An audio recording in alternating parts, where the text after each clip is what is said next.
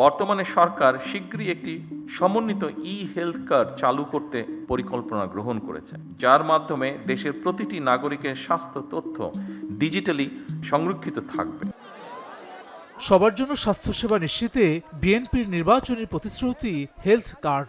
নাগরিকের চিকিৎসা সংক্রান্ত সব তথ্য থাকবে এক কার্ডে। জুলাই থেকে সরকারি স্বাস্থ্যসেবার নতুন যুগে প্রবেশ করছে বাংলাদেশ।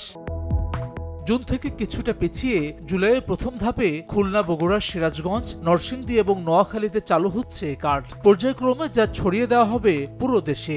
হেলথ কার্ড আমাদের একটা নির্বাচনী ইশতেহারে আমাদের ছিল। মাননীয় প্রধানমন্ত্রী এটা দেখভাল করতেছেন, বিভিন্ন সংশ্লিষ্ট ডিপার্টমেন্ট এটা নিয়ে কাজ করতেছে, এটার কাজ চলছে এবং ইনশাল্লাহ এটা জনগণের স্বাস্থ্যসেবাকে নিশ্চিত করার লক্ষ্যে এটা দ্রুত গতিতে এটা এগিয়ে যাবে। হেলথ কার্ড হলো একটি ইলেকট্রনিক কার্ড যা প্রতিটি রোগীর জন্য আলাদা একটি ইউনিক আইডি বহন করবে। রোগীর মেডিকেল রেকর্ড ডিজিটাল ফরম্যাটে সংরক্ষণ করা হবে। কার্ড পাঞ্চ করলেই জানা যাবে রোগীর পুরনো রোগের ইতিহাস সহ নানা তথ্য।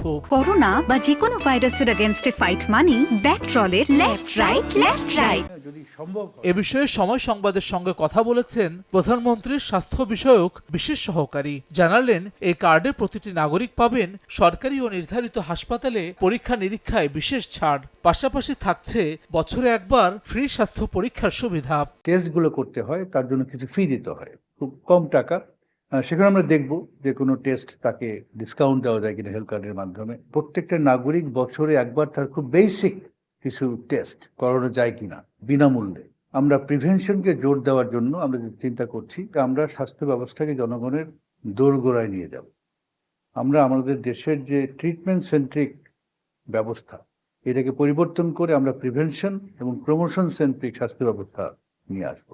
এই উদ্যোগকে স্বাগত জানালেও যুক্তরাজ্য, অস্ট্রেলিয়া ও ভারতে স্বাস্থ্য খাতে ডিজিটাল সেবা ব্যর্থ হওয়ার অভিজ্ঞতা থেকে সরকারকে শিক্ষা নেওয়ার পরামর্শ বিশেষজ্ঞদের। অনেকগুলো মডেলও আছে। এই মডেলে আমরা তুলনা করতে গিয়ে সময় নষ্ট যেন না করি, যে কোনো একটা বিশেষজ্ঞদের সঙ্গে আলাপ করে যে কোনো একটা শুরু করে দিতে হবে। কাজের মধ্য দিয়ে হয়তো আমরা পরে সংশোধন করব। হেলথ কার্ডের সুফল প্রত্যন্ত অঞ্চলে পৌঁছাতে প্রচার প্রচারণার পাশাপাশি হাসপাতালগুলোকে ডেডিকেটেড করার পরামর্শ বিশেষজ্ঞদের। হাসান ওয়ালি, সময় সংবাদ, ঢাকা।